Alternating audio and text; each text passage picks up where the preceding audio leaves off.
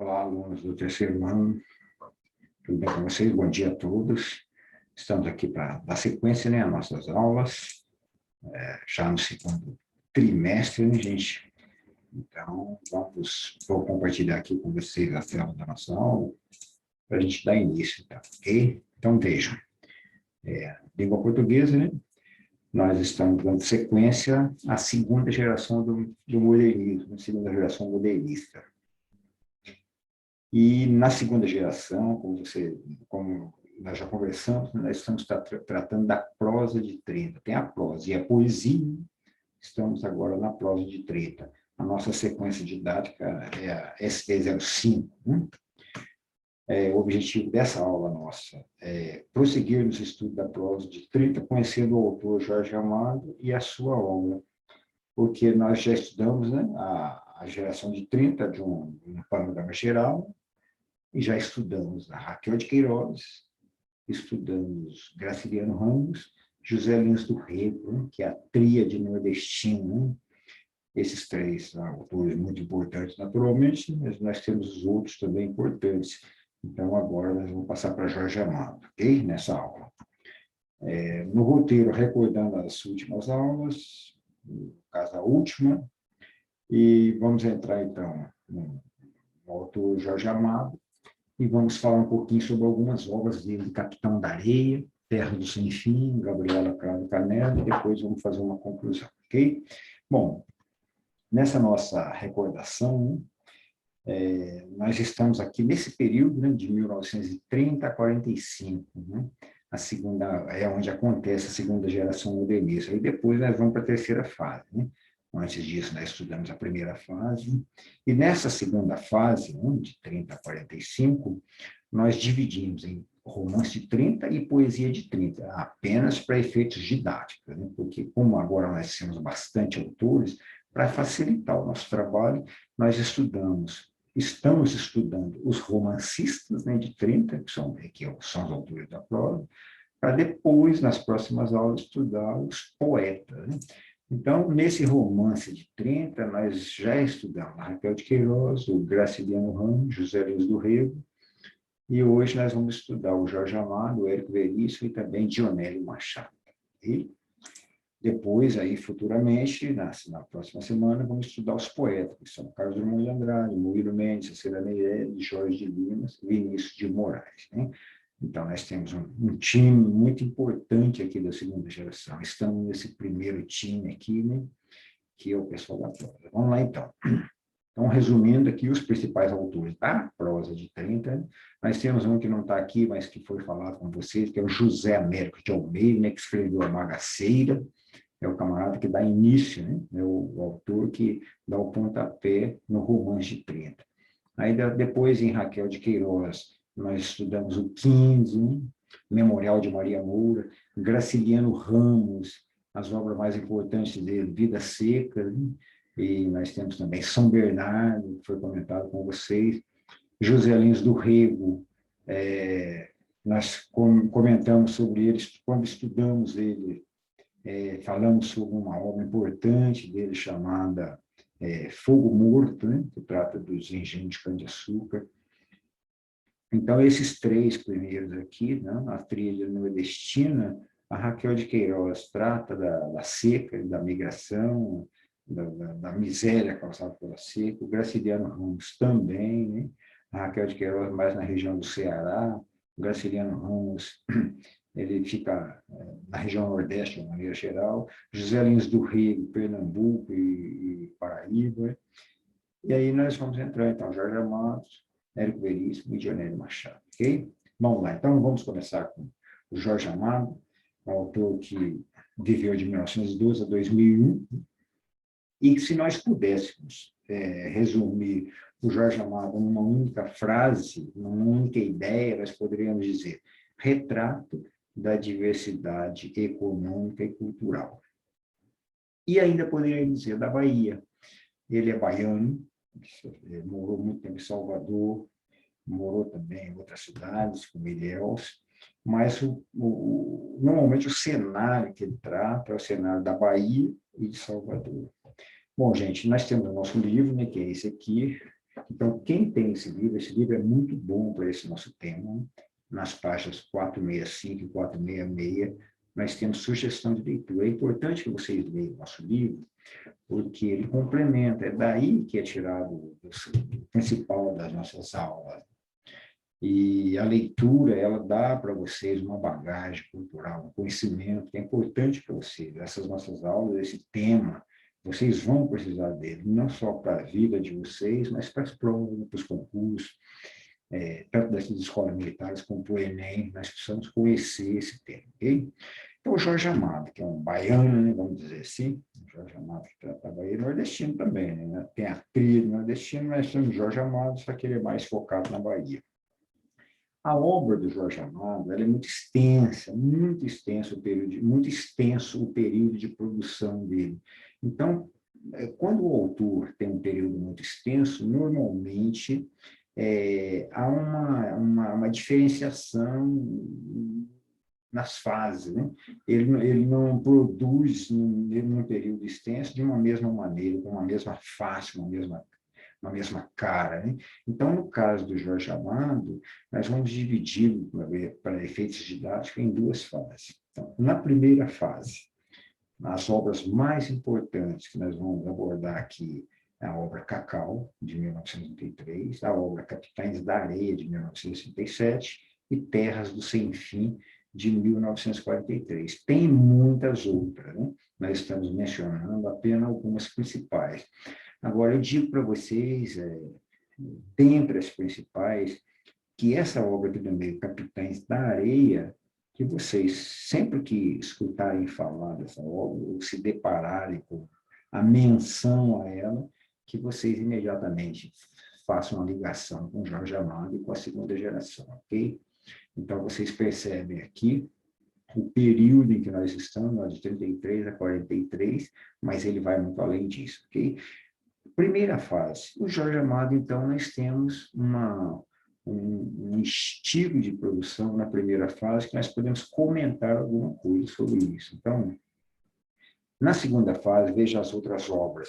Em 1958, Gabriela Cravo Canela, Dona Flor do e Marido, de 66, Tereza Batista Cansada de Guerra, 72, Tieta do Agreste, 1977. Observe, se a segunda geração é de 30 a 45, olha esse autor para onde vai, para onde avança. E todas essas obras aqui, muito interessantes, obras adaptadas para a televisão, novelas, nós temos essa novela Gabriela Cravo Canela, se vocês não viram, muita gente viu, ela foi repassada, talvez mais de 2 vezes, Tieta do Agreste também, uma novela muito famosa da Globo, baseada, então, para vocês perceberem a importância desse escritor, ok? Bom, e o que nós encontramos como temas da obra de Jorge Amado? Isso é importante. Do pouco que nós precisamos saber de cada autor, nós precisamos saber o tema que ele trata, qual é a temática que nós podemos encontrar nesse autor. No Jorge Amado, o regionalismo dele é um regionalismo nordestino, então ele é um escritor extremamente regionalista. O regionalismo dele foca o Nordeste e, mais pontualmente, a Bahia. Nós temos no Jorge Amado uma fortíssima preocupação político-social. Isso é o que nós vamos encontrar nas obras. Okay?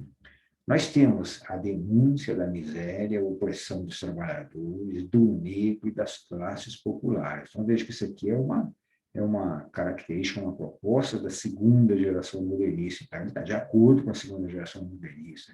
O regionalismo, a preocupação político-social, parece aqui que nós estamos falando da segunda geração de uma maneira geral, né? Porque são propostas da segunda geração. Jorge Amado traz muito disso. E ele traz também a infância abandonada e a delinquência através daquela obra como Capitães da Areia. Né? E ele traz também a seca, o cangaço, o cacau e o coronelismo latifundiário. Lembram vocês que a seca é tratada por Raquel de Queiroz, José Neto de Almeida, Graciliano Ramos, José Lins do Rio. O cangaço aparece em José Lins do Rio também, Fogo Morto no cangaço. Agora, o cacau é particularidade, é exclusividade aqui do Jorge Amado. Okay? O Jorge Amado, ele traz a cultura e os costumes da Bahia, mostra nas suas obras a cultura e os costumes da Bahia, ok? São os temas que nós encontramos em Jorge Amado. Vamos adiante? Na primeira fase do Jorge Amado, tem essas obras que nós já falamos, né? Cacau, mas nós temos também o País do Carnaval, Suor, Jubiabá, Marmota. Então, veja quantas obras mais nós poderíamos mencionar, e ainda tem mais. Né? A primeira fase do Jorge Amado é a fase onde nós vamos encontrar classes populares, sendo urbanas e rurais, as classes populares, tanto da cidade quanto da zona rural. Né? Os romances da primeira fase são proletários, fortemente políticos. Como assim romance proletário? Que trata das classes populares, da opressão, né? Pelo viés fortemente político. E nessa primeira fase, há uma mistura de elementos naturalistas e românticos. Como assim naturalista? Que mostra o embate do homem com o meio natural onde ele vive. Né? Mostra o homem no seu meio natural, as suas dificuldades, as suas agruras, trazendo isso de uma forma romântica, mostrando através da literatura romântica, né, essa vivência do homem com a natureza. Essa é a primeira fase de Jorge Amado. Okay? O Jorge Amado nos traz um vasto painel do povo brasileiro e a Bahia, principalmente, a dificuldade étnica, a diversidade étnica e social brasileira. Então, nós percebemos nesse regionalismo baiano a diversidade brasileira, ok? Retrata o perfil multicultural e multirracial do povo brasileiro, mostra a opressão dos trabalhadores rurais, em contraste com a situação dos coronéis enriquecidos pelo cacau, que é conhecido como ouro negro, né? Do ciclo do cacau, uma commodity brasileira da época. Né? Então, o Jorge Amado ele vai fundo nisso aqui. Okay? Na obra Capitães da Areia, de 1937, ele mostra a vida de um grupo de meninos de rua em Salvador. Essa obra é importante, e o tema dessa obra é isso, um grupo de meninos de rua. Na obra Gabriela Cravo e Canela, e na obra Tieta do Agreste, ele traz a sensualidade brasileira. Então, a obra trata da sensualidade. E outras obras também, né? E nessas obras ele traz o amor mundano altamente erotizado. Então, obras que tratam desse tema. Ricos e pobres, pretos e brancos, operários e fazendeiros, tomados pela força avassaladora da sensualidade latina. É tratada, essa característica é tratada nessas obras. A partir da publicação de Gabriela Cravo Canela, a sua ficção se afasta das questões sociais. Então, a produção de Jorge Amado, a partir de Gabriela, ela toma um rumo nessa direção, na direção do amor mundano, da poética erotizada. Okay? Então, até aqui, é obra de cunho social, de cunho proletário. Então, pois, essa obra da Gabriela Canela é como se fosse um marco da divisão das fases de Jorge Amado. Okay? Bom, vamos dar um passeio por uma obra dele, e essa obra Capitães da Areia, e a sugestão que vocês leiam no livro de vocês, a página 467, traz informações sobre essa obra, ok? Capitães da Areia. E, lógico, quando nós estudamos literatura, não adianta nós ficarmos só trazendo para vocês teoria, característica, proposta, né, temas da obra. Nós precisamos da parte prática. E o que é a prática em literatura? É ler a obra. Né? O ideal seria que nós pegássemos a obra toda e lêssemos. Mas como nós não podemos fazer isso, com questões de tempo, tantas obras, como nós leríamos tanta coisa, né? Não é possível. Então, aqui, para nós, nas aulas, nós trazemos fragmentos, para que vocês tenham, digamos assim, dê uma espiada na obra, dê uma olhada rápida, uma passada de olho, o que é que nós temos na obra, ok? Então, por exemplo, essa obra Capitães de Areia, vamos para a prática, então, ver um pedacinho dela. Olha o trechinho.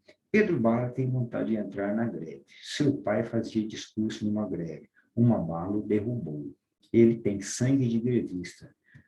Demais, a vida da rua ensinou a amar a liberdade. Então, veja só, e nesse trechinho, olha quanta coisa nós temos sobre Capitães da Areia. Primeiro, o personagem principal, Pedro Bala, que é o menino. Então, nós temos aqui o personagem principal. Vontade de entrar na greve, está falando em engajamento político. Né? Seu pai fazia discurso numa greve, engajamento político, uma bala derrubou, olha, denúncia de assassinato. Ele tem sangue de grevista, demais a vida da rua o ensinou a amar a liberdade. Então, nós temos vida de rua, dos meninos, meninos da rua, né? E a questão da liberdade sendo trabalhada na obra, ok? Um pedacinho da obra Capitães da Areia. E olha só, por falar em Capitães da Areia, que nós já vimos aqui alguma coisa sobre ela, vejamos mais um pouquinho dela, mas agora através de uma questão do Enem. Olha o que a questão do Enem traz. Mais um pedacinho da obra Capitães de Areia, Enem 2010. Vamos ler juntos aqui. Olha. Logo depois, transferiram-se para o trapiche, o depósito dos objetos que o trabalho do dia a dia lhes proporcionava. Um trapiche, então um depósito um pouco abandonado. Estranhas coisas entraram, então, para o trapiche. Não mais estranha, porém, que aqueles meninos, moleques de todas as cores e de idades as mais variadas, desde os 9 aos 16 anos. Olha só, nos deu a dica da faixa etária desses moleques, de 19 a 16 anos, que à noite se estendiam pelo assoalho e por debaixo da ponte dormiam indiferentes ao vento que circundava o casarão, uivando, indiferentes à chuva que muitas vezes os lavava, mas com os olhos puxados para as luzes dos navios, com os ouvidos presos às canções que vinham das embarcações. Perceberam aqui? Nos traz um fragmento, um flash do cenário onde os meninos estavam. À noite se refugiavam nesse trapiche, um depósito abandonado, em más condições. Então, nós temos um cenário aqui da obra Capitães da Areia. Ok, esse é o texto 1 da questão. E o texto 2? O texto 2 é outro autor, Trevisan, né? Então, nós vamos ler um autor que não é o nosso foco aqui, mas só para a questão de prova. À marcha esquerda do rio Belém, nos fundos do mercado do peixe, ergue-se o velho engazeiro. Ali os bêbados são felizes. Aonde? Nos fundos do mercado, né? Curitiba os considera animais sagrados, provê as suas necessidades, de cachaça e pirão. No trivial, contentavam-se com as sobras do mercado. Percebe coisa parecida? Outra obra, outro tempo, né? Mas nós temos dois textos, duas obras literárias que falam entre si. São os dois textos da questão. E aí, a questão do Enem nos pede o seguinte: sob diferentes perspectivas, os fragmentos citados são exemplos de uma abordagem literária recorrente na literatura do século XX. O que nós percebemos em ambos os textos? A linguagem afetiva aproxima os narradores dos personagens marginalizados, tem linguagem afetiva. A ironia marca o distanciamento dos narradores em relação aos personagens. O detalhamento do cotidiano dos personagens revela sua origem social, detalhamento do cotidiano. O espaço onde vivem os personagens é uma das marcas da sua exclusão social, no caso. A crítica à indiferença da sociedade pelos marginalizados é direta nessas obras. Então, veja só, pelo pouquinho que nós vemos, você já teria condição de marcar? O que você marcar? Vejamos. Letra D, isso mesmo. Então, nos dois textos, nós percebemos que nós vamos encontrar o espaço onde vivem os personagens, que é uma marca da exclusão social deles. Os meninos, no Trapiche, no Cais de Salvador. E no outro texto, nós temos os bêbados, né? E as pessoas de rua vivendo atrás do mercado. Então, o espaço de música. Esse é o estilo da questão de Enem que nós vamos encontrar. Ok? Ok, vista a questão do Enem, vamos adiante, continuando com Jorge Amado. Na primeira fase, ele publicou uma obra chamada Cacau, em 1933. Olha só o que ele nos fala da obra. Romance pequeno e violento. Pronto, já nos deu a cara, um romance pequeno e violento. Palavras do próprio Amado, no prefácio de Terras do Sem Fim, que é uma outra obra de 1943, Terras do Sem Fim, quando ele fala sobre No prefácio de Terras do Sem Fim, ele fala sobre o Cacau, ele diz que foi um romance pequeno e violento, que traz duas grandes novidades.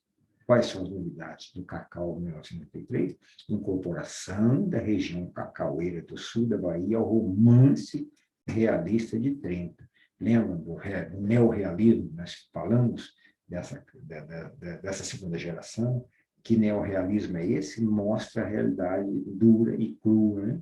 Então, ele traz a região cacaueira para o romance realista de 30. E o anúncio da radicalização política. Então, aqui, na obra Cacau, ele mostra, ele anuncia o romance proletário, né? A radicalização política. E o que mais que o Jorge Amado nos fala? Eu tentei contar neste livro com um mínimo de literatura para o máximo de honestidade a vida do trabalhador das fazendas de cacau do sul da Bahia. Bom, será um romance proletário? Então, veja só, ele se preocupou menos com literatura e mais com a questão do engajamento político-social, do engajamento proletário, ok? Será um romance proletário? Seguramente que sim, né? Estamos falando da obra Cacau, ok? Veja um pedacinho da obra. Não, antes disso, vejamos o que uma crítica literária muito prestigiada, Maria Adelaide do Amaral, uma fera da crítica literária, na página 466 do nosso livro, o que ela fala do Jorge Amado? Olha só, o sucesso que ele fez com Gabriela e a popularidade que ele desfrutava no exterior, olha só, até no exterior, foram fatais para a sua reputação de bom escritor. E é o que ele é, um bom escritor que conseguiu transcender o regional e tornar universais seus temas. Como escreveu muito, nem todos os livros mantêm a mesma qualidade literária, mas Gabriela é um excelente romance, embora o meu favorito seja Terra do Sem Fim. Fala da Maria Adelaide, está na nossa página, no nosso livro. E aqui, gente, eu chamo a atenção de vocês para essa menção dela, escritor que conseguiu transcender o regional e tornar universal. Então, isso aqui é uma coisa que nós vamos comentar sempre com vocês. O regionalismo, ele traz o regional, mas ele aponta para o universal, ok? Para aquilo que todo mundo vive, que todo mundo sofre, ok? Bom, essa é a opinião da Maria Adelaide, mas vejamos a opinião do Luiz Rufato, que também está na página 466 do nosso livro, também é um famoso crítico literário. Ele fala o seguinte sobre Jorge Amado: não tenho qualquer dúvida de que se trata de um grande fabulador, um formidável criador de personagens, um maestro a reger os mais diversos núcleos dramáticos. O problema é que nunca superou uma visão extremamente populista da realidade brasileira, herdada da sua fase de militância de esquerda. Além disso, é notório o seu desmazelo com relação à escrita. Então, vejam só, com dois depoimentos desses, nós temos um panorama do que é a obra do Jorge Amado. Okay? Mas vamos avançar no estudo dele, da primeira fase. A obra dele, Terras do Sem Fim, é a outra, né? Falando de Cacau, 1933, agora a outra obra de 1943, Terras do Sem Fim. Um dos pontos culminantes da ficção de Amado. É um romance proletário, substituído por narrativa histórica, ou seja, nós temos agora o romance proletário substituído por narrativa histórica centrada na luta dos coronéis do cacau pela posse das terras da Bahia. Então, o tema é o cacau, a luta pela terra. Okay? O que nós temos aí? A ação do romance começa em um navio com trabalhadores, coronéis, prostitutas e aventureiros, todos obcecados pelas possibilidades de riqueza no sul da Bahia. 4 palavras sempre repetidas marcam o mundo desse grupo de ambiciosos: terras, dinheiro, cacau e morte. Então, veja, um romance também, digamos assim, violento. Né? O navio, primeiro capítulo, a partida desse romance, Terra do Sem Fim. O apito do navio era como um lamento e cortou o crepúsculo que cobria a cidade. O capitão João Magalhães viu o casario de construção antiga, as torres das igrejas, os telhados negros, ruas calçadas de pedras enormes. Seu olhar abrangia uma variedade de telhados, porém da rua só se via um pequeno trecho onde não passava ninguém, sem saber por que achou aquelas pedras com que mãos escravas haviam calçado a rua, de uma beleza comovente. Então, vem aqui a denúncia do trabalho escravo, já começa logo no primeiro capítulo. E o navio partindo para onde? Em direção à busca, à conquista de terras para a plantação de cacau. Okay? Nesse mesmo capítulo, mas a sua dor foi mais alta que seu orgulho, e os soluços saltaram do seu peito.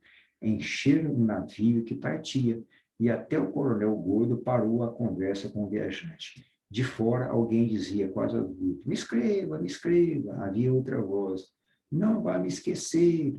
Então, trechinhos da obra. E nessa obra, Terra do Sem Fim, o escritor mergulha em suas próprias raízes para registrar o mundo cacaueiro. Então, nós temos aqui, de certa forma, uma obra memorialística, né? Porque o escritor ele viveu desse período como criança, então ele está escrevendo alguma coisa do seu mundo, né? A violência, os desatinos e mesmo a poesia rude daquela conquista nas primeiras décadas do século XX. É uma narrativa de vigor documental, dramas humanos autênticos. Então, veja, por que de vigor documental? Como foi aquela que vocês viram de Fogo Morto, de José Lins do Rego, né, que ele viveu nos engenhos de cana-de-açúcar, que traz o tempo da cana-de-açúcar. O Jorge Amado viveu a sua infância nessa luta pelo cacau, né, no ciclo do cacau, então ele traz uma obra de valor documental em Terra do Sem Fim. Ok? O que mais? Veja mais um trechinho da obra. Maneca Dantas, aqui um trechinho mais adiante, nós saímos do início, Maneca Dantas falou sério, aconselhando, pois vale, seu capitão, vale a pena. Cacau é uma lavoura nova, mas a terra daqui é a melhor do mundo para o cacau. Não há terra melhor para o cacau. E a lavoura é o que há de bom. Eu não troco por café nem por cana-de-açúcar. Seu capitão, eu lhe digo, dentro de 20 anos, Ilhéus é uma grande cidade, uma capital, e todos esses povoados de hoje vão ser cidades enormes. Cacau é ouro, seu capitão. Percebe aqui a menção ao ciclo do café, ao ciclo da cana-de-açúcar, e entrando no ciclo do cacau, mostrando o ciclo do cacau chegando forte. É o tema da obra. Outras características do autor Jorge Amado. Ele apresenta um vasto conhecimento das formas de vida, das camadas populares. Né? Então, vejam só, um vasto conhecimento das formas de vida, por quê? Porque ele vivia isso, ele tinha contato muito de perto com isso, ok? Ele traz também registro dos costumes, ofícios, modos de ser e agir, religiosidade e estratégia de sobrevivência do povo baiano. Então, isso é o que nós encontramos em Jorge Amado. Então, é importante a gente ter essa noção do autor, saber qual é a seara por onde ele trafega, ok? O Jorge Amado, ele tem, as obras dele traz para nós um incontestável valor documental, traz para a gente uma saudável obscenidade na linguagem e nos atos dos personagens. Veja essa expressão, gente. Uma saudável obscenidade. O que é obsceno é saudável? Existe uma linha tênue para separar o que é obsceno e o que é saudável. E aqui nós temos dois juntos, uma saudável obscenidade. Nós vamos ter a oportunidade de checar isso na obra, checar essa frase, saudável obscenidade. O obsceno traduzido de uma forma saudável. A linguagem dele é crua, carregada de palavrões e desabusada descrição dos desejos sexuais. Isso nós encontramos principalmente em Gabriela Cravo Canela e Tieta do Agreste. Personagens que expressam o prazer de viver no tocante à sexualidade, animalidade, à flor da pele. São coisas da forma como nós encontramos a expressão dos personagens nas obras de Jorge Amado, essas que nós vamos entrar nelas agora. Então, as anteriores traz mais a questão das classes proletárias, ok? Bom, gente, então, para essa aula aqui, nós concluímos a primeira fase de Jorge Amado. Nós vamos agora, na próxima aula, entrar na segunda fase dele, né? E eu já alerto vocês que nós vamos deixar para vocês aqui, hoje, no máximo amanhã, um questionário para vocês treinar a segunda geração. Não trata só do Jorge Amado, trata da segunda geração na prosa, a prosa de 30, né? O romance de 30. Então, façam esse questionário para vocês treinarem, porque é um ensaio para a prova, um treinamento para a prova, os tipos de questões. Vocês estudam aqui com a gente, aí perguntam, professor, mas cadê a prática? Vamos ficar só na teoria? A prática nós estamos fazendo aqui, lendo trecho de obras, mas nós vamos também fazer a prática através de questionários, dos slides da aula, alguns vídeos de apoio que nós vamos colocar para vocês. Então, esse espaço aqui do aula, onde vocês estão estudando a segunda geração, ele até o final da semana vai estar recheado de material de reforço para vocês aprenderem bem a segunda geração, sair dela em condições de resolver qualquer questão de prova, ok? Agora vocês podemos trocar ideias no chat. Se vocês não entrarem no chat, ou se a gente não tiver no chat, vocês podem deixar dúvidas no fórum, tá? Pode deixar as dúvidas de vocês, que qualquer dúvida é de interesse de todos. E vamos daqui a pouco para a segunda aula, é o que nós tínhamos para ver agora na primeira aula, então na segunda nós vamos tratar da segunda fase do Xoxão. Ok? Gente, então até daqui a pouco. Então, nos vemos na próxima aula. Okay? Muito obrigado pela atenção de vocês.